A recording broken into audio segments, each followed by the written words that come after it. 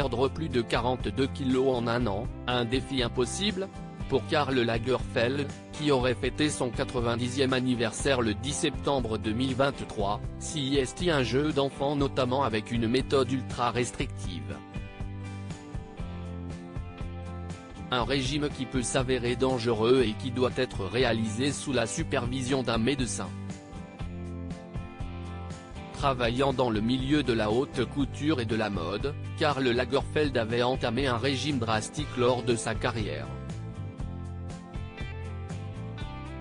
Une méthode ultra rigoureuse qui est basée sur un rééquilibrage alimentaire hyperprotéiné, si est à dire qu'il repose sur la base de l'apport élevé en protéines et faible en calories. Baptisé Spoonlight et créé par le docteur Jean-Claude Oudret, l'ancien protecteur de Baptiste Giabiconi avait réussi à perdre près de 42 kilos en seulement un an grâce à cette méthode. Alors en quoi elle consiste ?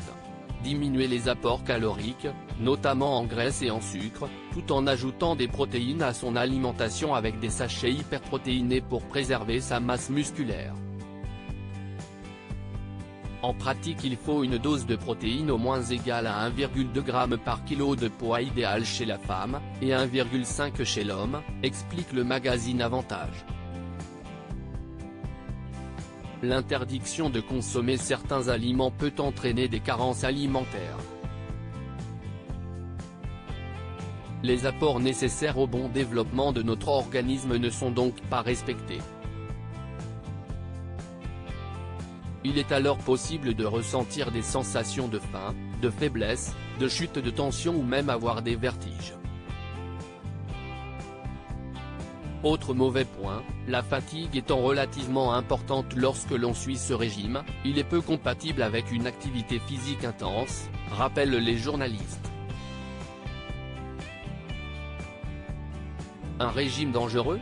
Le régime Spoonlight ne permet pas la consommation de certaines viandes, car elles augmentent le taux de cholestérol. Exit donc le bœuf, le porc et l'agneau. Même topo pour les poissons gras, les fromages, les féculents, les fruits secs et les boissons alcoolisées, explique le site d'Ehavita qui rappelle que ce régime ultra restrictif ne peut pas se faire sans la supervision d'un médecin étant donné le risque fort de développer des carences. Autre point négatif, le budget conséquent que requiert cette méthode. En effet, l'achat des sachets hyperprotéinés et des compléments alimentaires est très onéreux. Même si forcément pour Karl on se doute que ça n'a pas pesé dans la balance.